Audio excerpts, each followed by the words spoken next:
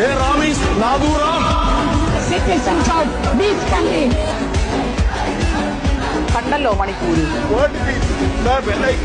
സമുദായത്തിന്റെ പള്ളി വിളിക്കുമ്പോൾ You are pushing the workforce of this country to the margin.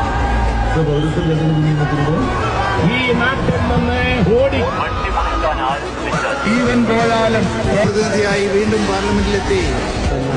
ഏക വാഗ്ദാനം